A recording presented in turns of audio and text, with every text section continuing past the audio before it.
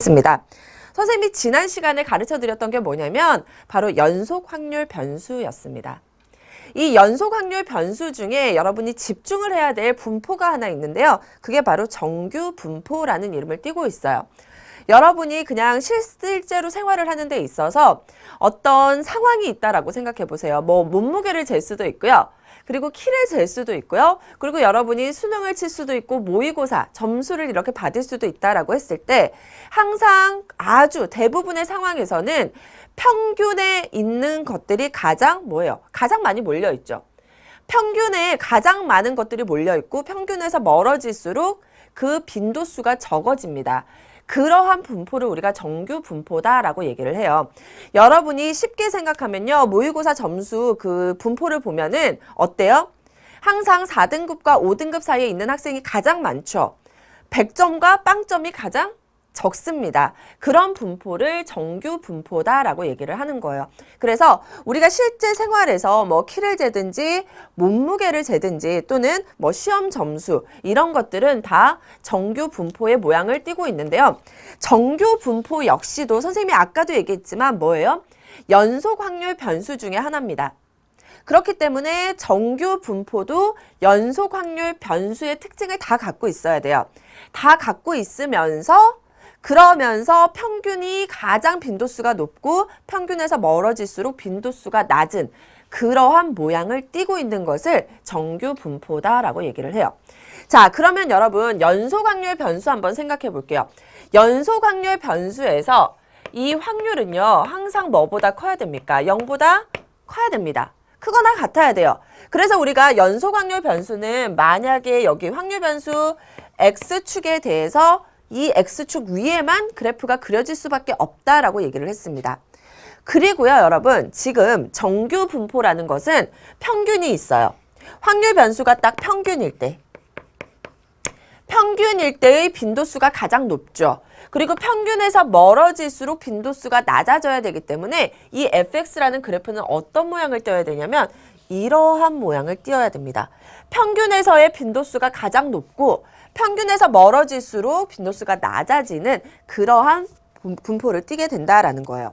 그래서 이 평균을 중심으로 어떤 모양이어야 된다? 대충 대칭인 모양이어야 되고요. 그리고 이런 모양을 뭐라 그럽니까? 우리가 종 모양이라고 얘기를 하거든요. 여러분이 만약에 사탐 과목을 공부를 하는 학생이라면 어떤 그런 통계 자료 같은 데 보면 이런 모양을 띠고 있는 자료들이 굉장히 많습니다. 이런 것을 우리가 종 모양이라고 얘기를 하는데 이러한 분포를 우리가 뭐라 그런다고요? 정규 분포다라고 얘기를 하는 거예요.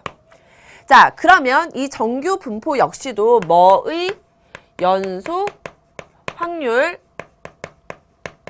변수 중에 하나다라고 얘기했죠. 연속 확률 분포 중에 하나입니다. 그렇기 때문에 여기에서 우리가 배웠던 성질들이 정규 분포에도 모두 만족을 해야 돼요. 자, 두 번째 성질이 있습니다. 우선 확률 밀도 함수는 항상 0보다 크거나 같았어요. 그래서 X축 위에만 그려졌다라는 첫 번째 성질이 있고요. 두 번째 성질이 뭐였냐면 우리가 여기 이 구간에 해당하는 값들을 다 정적분하면 얼마가 되어야 됩니까? 확률의 합은 항상 얼마여야 된다? 1이어야 되겠죠. 자, 그런데 이 구간이라는 것은 사실 실수 전체, 즉 마이너스 무한대에서부터 플러스 무한대까지예요. 즉 마이너스 무한대에서 플러스 무한대까지 이 fx 확률 밀도 함수를 다 적분을 하면 얼마가 돼야 된다? 1이 되어야 된다라는 특징이 있습니다. 자, 그러면 여러분 이제 생각을 해봐야 되겠어요. 이것이 1이 되려면 이 fx는 도대체 어떠한 모양이어야 될까? fx가 구체적으로 어떠한 함수식을 갖고 있을까라는 의문이 드실 거예요. 자, 그렇게 되도록 하는 함수식을 찾았습니다. 그때 이 fx는요. 어떠한 함수식이냐? 복잡해요. 2파이 시그마 분의 1에 2의 마이너스 2 시그마 제곱에 x 마이너스 m의 제곱을 갖고 있으면 마이너스 무한대에서부터 무한대까지 다 적분한 값이 1이 나옵니다. 그러면 여러분 이제 거꾸로 생각하세요. 이 fx 외울 필요 있을까요? 없을까요? 없습니다. 특징을 알고 넘어가시면 돼요. 여기에서부터 여기까지를 다 적분한 값이 얼마가 되게 1이 되게 하고 그리고 x축 x는 m, 평균을 중심으로 양쪽이 어떻게 생겨야 되고 똑같이 생겨야 되고 x축 위에만 함수의 그래프가 그려지는 함수의 이름일 뿐이에요. 여러분은 집중해서 알아둬야 될 것은 뭐다? 그냥 모양이고 성질입니다. 그래서 정규 분포가 이러한 성질을 만족하게끔 하는 것을 정규 분포라고 하고, 그렇게 했을 때의 fx는 이런 모양을 띠고 있구나 정도로만 알고 있으면 돼요. 자, 그리고 정규 분포에서 그럼 중요한 건 뭘까요? 바로 이 평균입니다. 평균의 값을 기준으로 대칭을 이루고 있어야 되기 때문에 이 평균이 굉장히 중요하고요. 두 번째는요, 여러분, 우리가 사실은 이 정규 분포는 정말 많이 사용하고 있었습니다. 여러분, 수능을 치고 나면은요, 뭐를 합니까? 성적표를 우리가 받죠. 성적표를 받으면 여러분이 가장 집중해야 될 것은 뭐예요? 바로 표준 점수예요. 표준 점수는 어떤 것에 의해서 영향을 받습니까? 평균과 그리고 그 시험의 난이도에 의해서 영향을 받죠. 시험이 어려워요. 그럼 표준 점수가 올라갑니다. 시험이 쉬워요. 그러면 표준 점수가 낮아져요. 그것에 영향을 주는 것이 바로 뭐예요? 표준 편차입니다. 맞죠? 그래서 여러분, 수학은요, 어때요? 표준 편차가 굉장히 큰 과목입니다. 그러니까 평균을 중심으로 아주 잘하는 학생과 아주 못하는 학생들이 다 천차만별로 많은 과목 중에 하나예요. 그래서 표준 점수가 높게 나오는 거예요. 즉, 평균만 중요한 것이 아니고요. 이 평균을 중심으로 흩어져 있는 정도도 굉장히 중요해요. 그 평균을 중심으로 흩어져 있는 정도를 뭐라고 하죠? 우리가 표준 편차다라고 얘기를 합니다. 그래서 이 정규 분포에서 중요한 것 두 가지는 바로 평균과 표준 편차다라는 것을 여러분이 아셔야 됩니다. 그래서 이 평균과 표준 편차에 의해서 정규 분포의 그래프가 달라지게 된다라는 것 정도는 여러분이 이해를 하고 넘어가셔야 돼요. 이러한 그래프의 모양과 평균과 표준 편차에 대한 것만 잘 알고 있으면 정규 분포는 그렇게 어려운 것이 없거든요.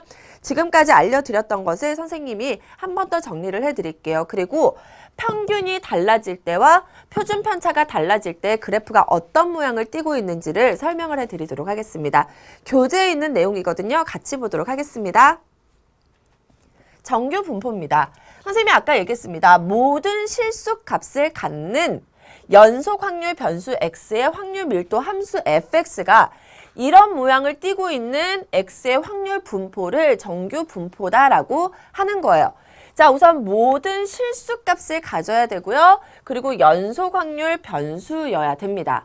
그리고 이 fx는 외울 필요 있다 없다? 이 fx는 외울 필요가 없습니다. 이거 물어보는 거 절대로 시험에 나오지 않습니다. 몰라도 돼요. 다만 이 fx가 어디에서 나왔느냐?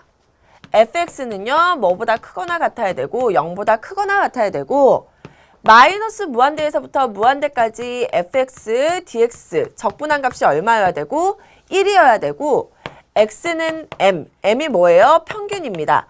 평균을 기준으로 무슨 대칭인 함수 의 특징을 갖고 있는 fx를 찾았더니 이런 모양이었다는 거예요.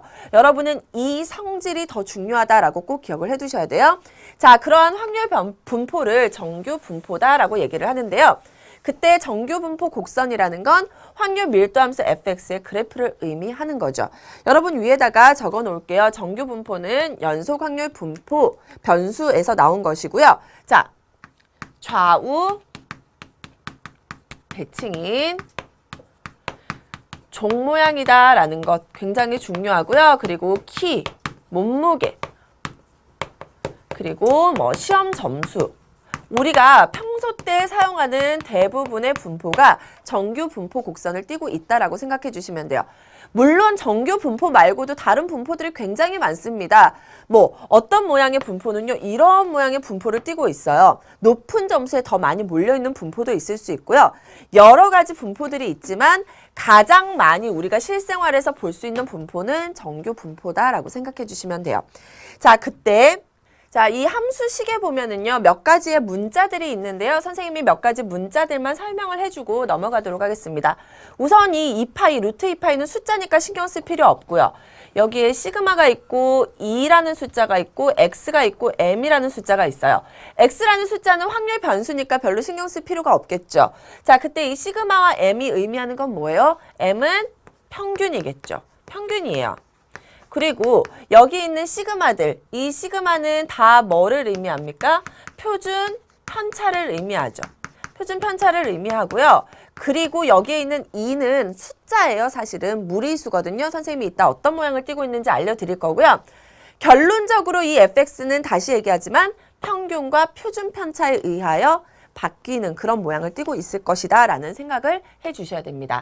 자, 선생님이 아까 2라는 숫자 알려드린다고 했는데요. 2라는 숫자는 이런 숫자를 의미해요. 절대로 외울 필요 없고요. 그냥 알아두시면 됩니다. 무리수예요. 파이와 같은 무리수 중에 하나입니다. 2는 2.718281 뭐 계속 끝도 없이 나가는 그런 무리수다라는 정도만 알고 계시면 되고요. 그리고 m과 시그마는 각각 확률 변수의 평균과 표준 편차다라고 여러분이 생각해 주시면 됩니다. 자, 그러면 정규 분포라는 것은요.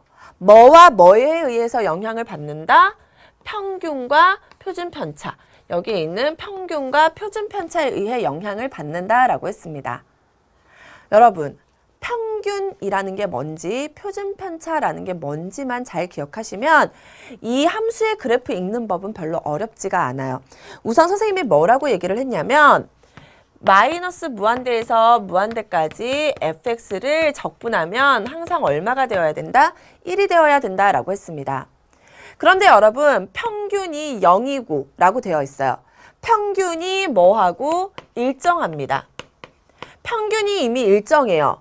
그러니까 가장 많이 몰려있는 부분은 딱 한 군데로 일정하다라고 생각했을 때 항상 넓이는 얼마로 유지돼야 돼요? 1로 유지되어야 되죠. 그렇다는 것은 여러분 보세요. 표준 편차가 의미하는 게 뭐예요? 평균에 얼마나 가깝게 모여 있느냐라는 뜻이에요. 표준 편차가 작을수록 평균과 아주 밀접하게 모여 있다라는 뜻이에요. 표준 편차가 클수록 평균에서 멀어져 있다라는 뜻입니다. 그래서 표준 편차가 0.7일 때는 이러한 그래프를 띄고 있어요. 평균에 많이 모여 있죠. 보입니까? 그런데 표준 편차가 2로 커졌어요. 커졌죠? 커지면 평균에서 멀리 떨어져 있어야 돼요. 그런데 넓이는 얼마로 유지되어야 됩니까? 1로 유지되어야 되기 때문에 이렇게 나지막한 종 모양으로 나오게 되는 거예요. 즉, 평균이 일정하다, 평균 정해져 있습니다. 가장 높이 올라온 곳은 정해져 있지만 넓이가 1로 일정해야 되기 때문에 표준 편차가 커지면 점점점 낮아지는 산 모양으로 된다라고 여러분이 기억을 하시면 돼요. 그러면 이제 거꾸로 이렇게 보는 거예요. 표준 편차를 몰라요? 누구의 표준 편차가 더 크다라는 건 여러분이 이제 알 수 있겠죠. 자, 그런데 이번에는요. 뭐가 일정하냐면 표준 편차의 값이 일정합니다. 표준 편차가 일정하다라는 것은 평균을 중심으로 흩어져 있는 정도가 똑같다라는 뜻이에요. 표준 편차가 일정하지만 평균의 값이 변할 때는요. 평균이 0일 때 이러한 모양을 띠고 있어요. 그런데 평균이 1일 때도 표준 편차가 1이라는 건 이 모양, 평균을 중심으로 흩어져 있는 모양이 그대로 유지된다. 따라서 그냥 평균이 1인 것을 기준으로 모양은 똑같은 이런 모양의 곡선이 된다라는 겁니다. 두 가지 비교해서 알아두셔야 되고요. 여러분이 정규 분포에서는 계산을 하는 게 중요한 게 아니고요. 그래프를 보고 의미를 아는 것이 더 중요합니다. 그래서 이 정도로만 여러분이 알고 계시면 돼요. 사실은 정규 분포에서 만약에 시험에 나온다고 하면 이 그래프를 해석하는 능력 정도로만 시험에 나올 거예요. 그리고 대부분의 문제들은 정규 분포에서 뭘로 넘어가야 됩니까? 표준 정규 분포로 넘어가서 그때의 어떤 특징들을 물어보는 계산을 하는 문제들로 나올 수 있으니까 우선은 여기에 대한 내용만 잘 알고 넘어가시면 돼요. 자, 정규 분포 곡선의 특징 선생님이 한 번 더 마무리하면서 정리해 드리도록 하겠습니다. 자, 우선 여러분 살짝 여기 위에 있는 것을 보셔도 되고요. 밑에다가 여러분이 그림을 그려 놓으셔도 돼요. 정규 분포의 곡선은 이렇게 생겼다라고 그려 놓으시면 되고 여기 항상 가운데가 뭐예요? x는 m이다라고 기억을 해두시면 되는 거예요. x는 m이 뭐라고요? 평균입니다. 평균에 대하여 뭐이고 대칭이고 종 모양이에요. 양쪽이 똑같은 모양으로 생겨야 됩니다. 그리고 곡선과 x축 사이의 넓이는 항상 얼마가 나와야 돼요? 1이 나와야 되겠죠. x축을 점근선으로 해야 됩니다. 즉 x축 아래로는 그래프가 내려올 수가 없습니다. 점근선을 하면서 x는 m일 때 최대값 맞나요? x가 m일 때 평균에서의 값이 가장 많이 몰려있다. 평균에서의 확률이 가장 높다라는 뜻입니다. 그래서 m일 때 최대값을 갖는다라는 거 볼 수 있겠죠. 그리고 이 두 가지는 선생님이 앞에서 설명했던 내용입니다. 평균이 일정할 때 표준 편차의 값이 커지면 곡선은 양쪽으로 퍼지고 더 낮아지고 표준 편차의 값이 작아지면 곡선이 어떻게 됐습니까? 좁아졌었죠. 왜? 평균에 더 많이 몰렸습니다. 그 다음 표준 편차의 값이 일정할 때 m의 값이 변하면 대칭축이 바로 뭐예요? 평균이에요. 평균의 위치는 바뀌지만 곡선의 모양은 어떻게 된다? 같다. 유지된다라는 것을 꼭 기억을 해두셔야 돼요. 이 내용을 잘 알고 있으면 여러분 이제 정규 분포는 다 이해가 된 거예요. 자, 이 정규 분포는요. 그런데 여러분 이제 생각을 해보세요. 확률을 구하고 싶어요. 어떤 A라는 값에서 B라는 값까지의 확률을 구하고 싶어요. 뭐 해야 됩니까? 적분해야 되죠. 여러분, 이런 fx 적분하는 법 배운 적이 없습니다. 이렇게 복잡한 식이에요. 이렇게 복잡한 식을 여러분 A에서부터 B까지 적분할 수 있어요? 없습니다. 우리 배운 적이 없어요. 그러면 이제 어떻게 해야 되느냐 걱정이 되기